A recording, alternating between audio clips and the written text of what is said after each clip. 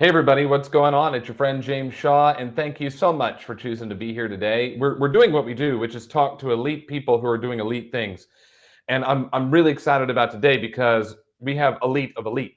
Josiah takes a ton of listings and he's got great systems around him, and you're taking listings you actually like working with because you have a system around that. So that's what we're going to talk about, because listings are the name of the game, especially in today's market. So thanks for joining us. Would you introduce yourself, tell us who you are and where you are, and a little bit about your business? Well, thank you, James, for the kind introduction. My name is Josiah Vander Heyden. I'm the lead listing specialist for Keller Williams team sold on Tony. I've been a real estate agent here for going on 9 years. I was a listing specialist for Lance Loken at the Loken Group down in Houston, Texas, for 2.5 years, and then moved back to Rockford, Illinois, where I'm from originally. My mom, Tony Vander Heyden, is the OP for our Keller Williams office here. And I joined her team, taking over the listing business and a lot of that day-to-day operation, and have trained a few of our co-listing agents as well. Mom has to be proud of you. I just talked to her last week, actually, and Mom has to be proud of you because you're taking a ton of listings. I don't want to undersell this. You're going to take about how many this year? This year on pace for 140. Obviously 2021, 2022 is really great. 168, I think, was the stat for 2022. But throughout all of my years on a team, I've always been on a team setting. So at the Loken Group, I think I closed out 192 in my busiest year. And then transitioning back here, a lot more of our business locally is going to be our sphere of influence, our repeat and referral clients. So a little bit more of that emotional, relationship connection with our clients here. But still that's still large volume, and still that relationship. It's setting. working. Yeah, your team, the team you're on, takes 5% of all the listings in your market. I mean, that's massive. That's a huge amount, which is really cool. And so I want to talk about how you've made that the focus, and then we're going to talk about how you find the perfect listing, because you have this really cool strategy around it. But why is that such an important focus for the success of your business, your mom's business, and the entire team? Well, being honest, there's some back and forth in that a lot. We have a really great marketing machine. A lot of the avenues that obviously a lot of your viewers and others in Keller Williams are familiar with: rate, advertising. It's going to be a large chunk of it, Google, social media, but even, past avenues like Glenn Beck. And, these are all avenues that provide us lead and opportunity in addition to our relationships, our past clients, our repeats and referrals. But kind of digging deeper into, especially myself and some of our team, it's that client relationship, maintaining it, having a high referral base, then also realizing some clients maybe aren't ideal for you. There's maybe some avenues that you might be marketing that aren't ideal for you either. Obviously, there's a lot of different business models to operate in, but we've kind of focused in on our key metric in our market. We're a lower priced market. Our national average, sale price, or I guess our local average sale price is only $240,000. Our key segment that we like to focus in is $300,000 plus listings. That's been something that we've been deliberately focusing on here the last 3 or 4 years.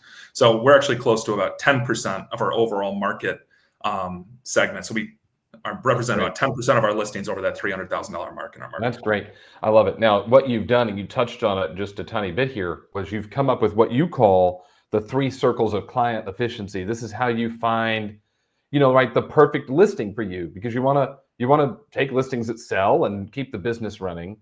And I think there's a lot of agents, especially in today's market, that take every listing that comes. Any listing opportunity they have, they take because they want to sign the yard, but that doesn't sound like that's your play. And yet here you are at 140 listings. Can you tell us about your 3 circles? Yeah. So when we go and we look at those 3 circles, it's going to be, one is obviously the people you're dealing with, your clients. The other is going to be, what house do your clients actually have, right? So what's the actual neighborhood, but what's the condition of that home? And then what's the pricing expectation for that property too? So, when we go through this, you're going to see, you might have a fantastic home, perfect condition in a great neighborhood.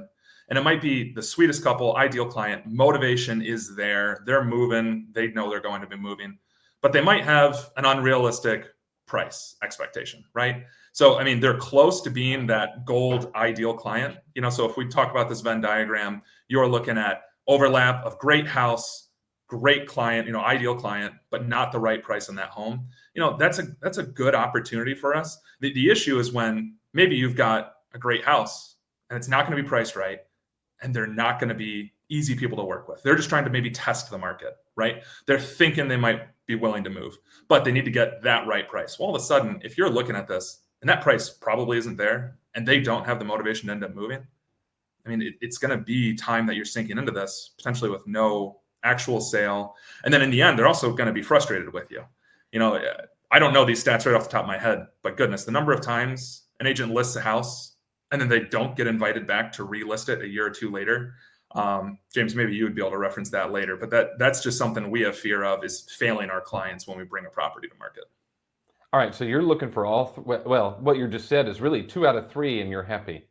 2 out of 3 and we're happy. 2 out of these, all a great 3 house and a great client, and you can work with them on price. You have a great client and a right price, but it's not necessarily a great house, you can sell it. You got a great house and the right price, then the client's okay because you'll get it done quickly. Like if you can get 3 is great. If you can get 2 out of 3, what I'm hearing from you is that you're pretty happy. Yep. If it's just one of those, there has to be, I mean, goodness, some reality checks. You need to push one of those spheres back into play. So if you've got great people and their house is not ready and price might not be there, we need to have a serious conversation and try to get 2 of those 3. It needs to be priced appropriately, or we need to be changing that condition to get it to that right price. So we need to have 2 of 3, and it is always our goal to get 3 of 3. We want to set motivation, we want to set price, and we have that condition ready. You probably want to know that going in, I imagine, like going into the appointment, pretty confident. All right, this is a great seller with a great house. So I know I've got to work their price expectations a little off, but I bet I can work with them. It seems like you want to know this going in. Is that right? Yeah. So Brenna on our inside sales team, that intake is going to be very important. That intake then gets transitioned over to me. Also Trisha, our co-listing agent. When we go through that intake, our goal is to try to, read through and suss out maybe any of those concerns. High level, like if someone starts complaining on the phone to Brenna, our inside sales agent, about how their last realtor, didn't do this, and the last realtor didn't hold an open house every weekend. All of a sudden we're like, all right, is this person going to be an ideal client for us? Right. It's starting to handle those expectations on the front end. It's not that they wouldn't be, it's just try to have those conversations on the front end, be clear in communication, set expectations, price the home appropriately, make sure the condition's there. Intake, having notes on the condition, having notes on their expectations, their motivations. Are they an A, B, C as far as motivation? What is their DISC profile as well? Yeah. And then obviously knowing more about their price expectation, that is hard to gain over the phone. They always deflect. But even going back and saying, if they were previously listed, or if they have a neighbor that just listed, inferring their expectations on price based off of other pieces of data that you might be able to access. So tell me about some of those intake questions, because I'd love to hear, what that sounds like so that you're going in prepared on a listing appointment. What are they asking? Well, so Brenna, first, if we're talking about, again, going back to that diagram house, we want to know upgrades that have been done here in the last 10 years. If they haven't done anything, that's going to start bringing us back to reality, and maybe house isn't there. Then we go back to price. Again, we ask, is there an expectation of where you'd like to list your house at? And then in the end, they might deflect and say, oh, no, I'm going to wait on the professional's opinion. Well, then, easily throwing out a statement like, well, we see your neighbor just sold for $330,000. Would you be expecting maybe somewhere around there? If they say, oh, God, no, that house was way too cheap, all of a sudden you start getting some of those expectations on price. And then coming back to their motivation, what's having you look to move? What is your timeline for moving? Those things, that motivation, that importance, if we actually are looking to make a move, and there's going to be, I don't want to say regardless of price, but price is not that primary factor here. Knowing motivation is very high, and that the relationship that we're going to have with that client it's going to be a healthy one, right? Where they're professionals, they're hiring. We're not over promising and under delivering. But then on the other end too, they have clear expectations set. We're going to have a healthy relationship throughout that whole listing. It seems to me that you are being super efficient, that you've got this process of a pre-listing intake where you're getting clarity, and the questions are designed to help you understand, do we have this ideal client or not, or at least two of the three metrics of an ideal client. And then that way you can better support the client in their needs. You know going in what the challenge might be. Again, maybe you have an ideal client and a great price, but not a great location. So you know going in or whatever. It seems like this only helps with your efficiency, so you can get it on the market, get it marketed properly, and get it sold. And it seems that you'd have to be efficient in order to take 140 listings a year. What are your tips on that? Go ahead. Yeah. So when we look at this, the reality of our team is that we're converting about 50% of our actual leads and our opportunities. So when we look at that and we're working through our business, I mean, I'm going out to 400 houses each year. Focusing back in though on there are clients that we do not take. Part of that is because you're going to invest an inordinate amount of time into that relationship that probably is not going to end well if price or condition or that client are not within expectations, within that Venn diagram, within that positive outcome result that we're looking at. Going back to our efficiency, I wouldn't be able to sell 150 homes each year if my average days on market was significantly above what board average is, right? So whenever every team that I've always been on, our goal has always been take market average, cut it in half. Realtors that have a bunch of time, they'll just throw a sign in the yard, let it sit on the market, and then see what happens. But for us, as professionals, it's doing market analysis. It's obviously not underpricing a property. We want to price it right. But the more time we're just sitting on the market, the more time we're investing in a relationship to really just let the market maybe have those difficult lessons taught to our client rather than us advising them on the front end. So, if I'm trying to assume an experience that an agent might be having right now in Florida or in Austin, Texas, it's that there are clients that are looking to list for the same price that they could have gotten 2 or 3 years ago. And the reality is, that's going to be time invested where you will probably burn that bridge. And the second or third realtor down the line is going to be the one that ends up selling that property.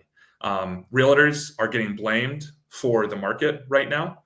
The last 4 or 5 years, we were also, complimented because of our listings, but the reality was a compliment related to the market. And now that's flipped around. We're being blamed for the market. And our goal is to coach our clients, set expectations, and have successful sales. And actually, sometimes, I like a shifting market because coming in the second time is one of the best things. Sometimes the house gets listed and it still sells. And I think, man, I could have priced it maybe a little bit higher than what I was recommending. But I've had 5 or 6 listings so far this year, 2 of which I know were for sale by owners where they listed it on their own. And then we ended up taking over the listing. A few more where they listed with another agent and it failed. And then they ended up listing with us.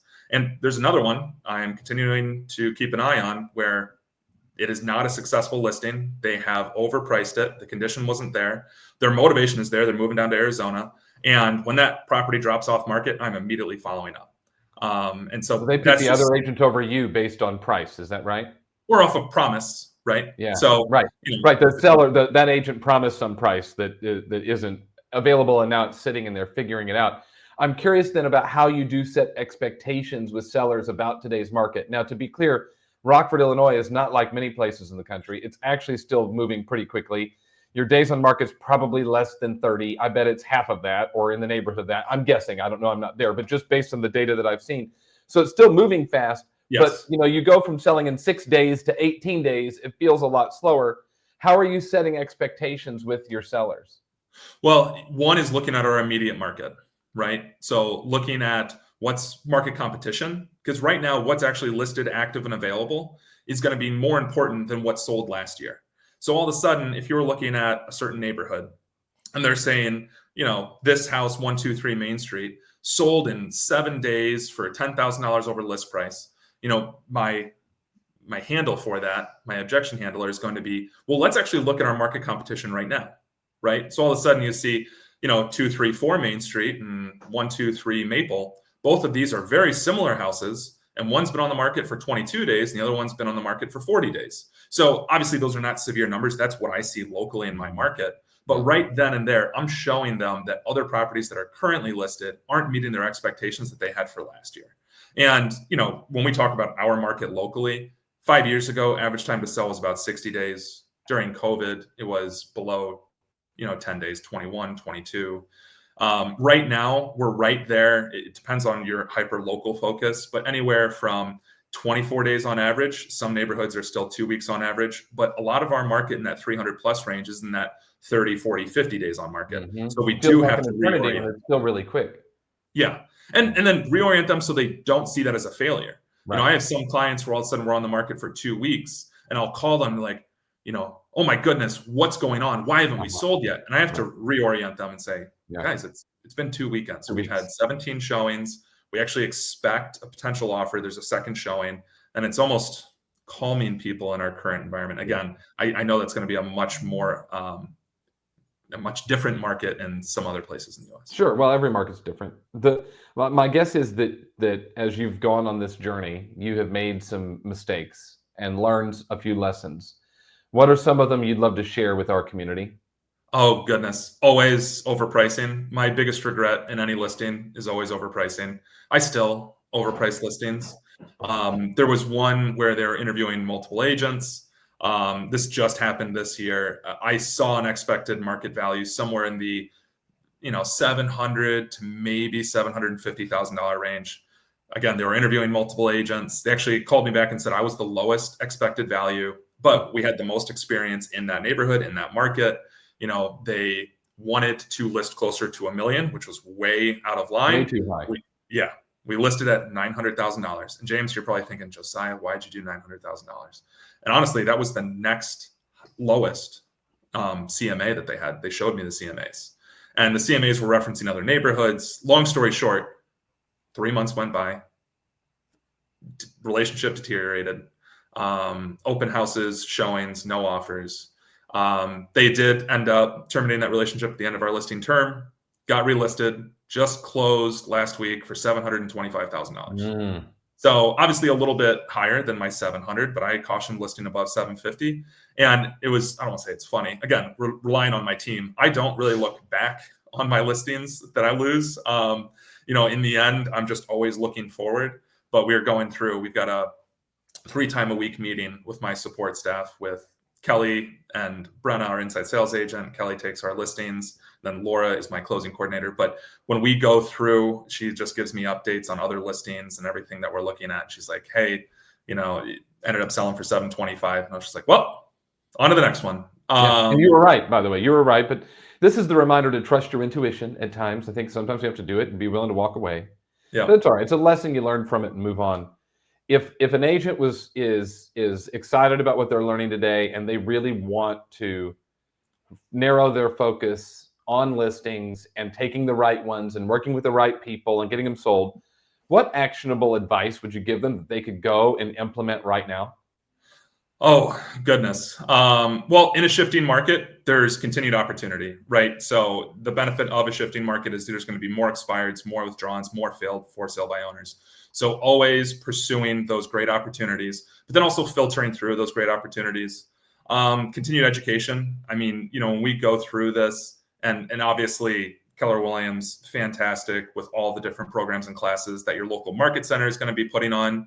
But coming into the fall, you're going to see this transition into 2026, and a lot of what we're expecting is a continued shift or softening. Just when we talk about our local economy, confidence, and in a shifting economy, that's where you gain market share. It's not about getting signs and yards; it's about getting closings.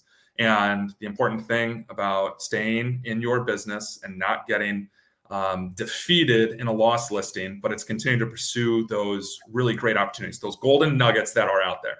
Because when a listing doesn't sell, there likely is a motivation. There's a reason likely that that person was trying to sell, and trying to find those golden nuggets out there in the market, get them listed, get them sold. And the path to closings is signs and yards, but signs and yards with the right people at the right price with the right house. Exactly what you talked about. It's such a smart way to look at it. Josiah, thank you so much for sharing your expertise with us today and for pouring into our community. I appreciate you very much. It was a great conversation. Yeah, no, I appreciate it, James. Thanks so much, and look forward to talking again soon.